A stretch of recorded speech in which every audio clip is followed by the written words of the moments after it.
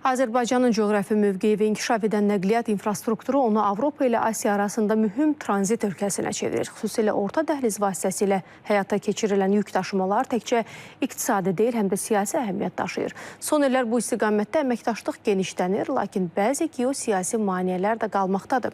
Mövzu ilə bağlı daha ətraflı növbəti süjetdə.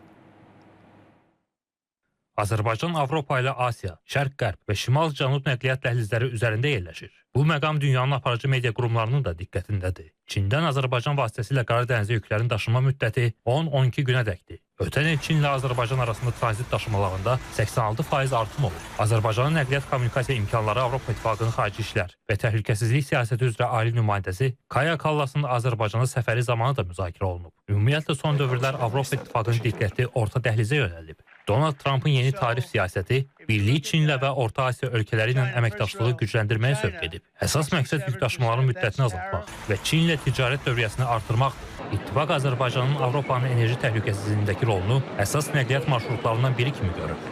Kifayət qədər effektiv bir yoldur, dəhlizdir və bu dəhliz elə əsasının qoyulduğu ilk gündən başlayaraq orta hesablamalara uyğun olaraq məsafənin kifayət qədər qısaltması üçün imkan yaradır. Bu da tariflərin aşağı düşməsi, həm də ümumiyyətlə malların, məhsulların qiymətlərinin istehlak bazarına çıxarıldıqda aşağı olması anlamına gəlir ki, bu həm deməli satıcı tərəf üçün, həm də alıcı tərəf üçün maraq kəsb edən faktorlardan biridir.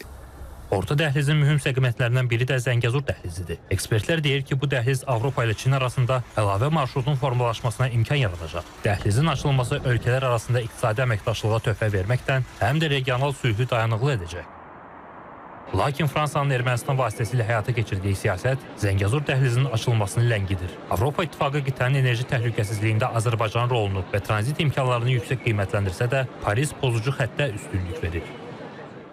Erməni pərəst, belə deyək, siyasətinin əsas aparan ölkəsi elə Fransadır. Və missiyanın göndərilməsi, hətta müxtəlif yerlərdə güya ki, hansısa belə deyək,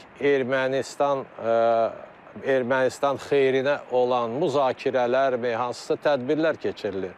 Yəni, onlar hələ də öz köhnə siyasətdən əl çəkmək istəmirlər. Fransa üzv olduğu Avropa İttifaqının maraqlarının təmin olunmasındansa, regionda yalnız özünün siyasi ambisiyalarını reallaşdırmaq istəyir. Paris bu məqsədlə nail olmaq üçün Ermənistana hərbi dəstəyi artırmaq, İrəvanı yeni müharibəyə hazırlamaq və Avropa İttifaqının müşahidə missiyasının mandatını uzatmaq kimi yollardan istifadə edir. Lakin siyasi şərhçilərin fikrincə Fransanın Cənubi Qafqazda mövqeləri zəif olduğu üçün bu siyasətin uğurlu nəticə verəcəyi gözlənilmir.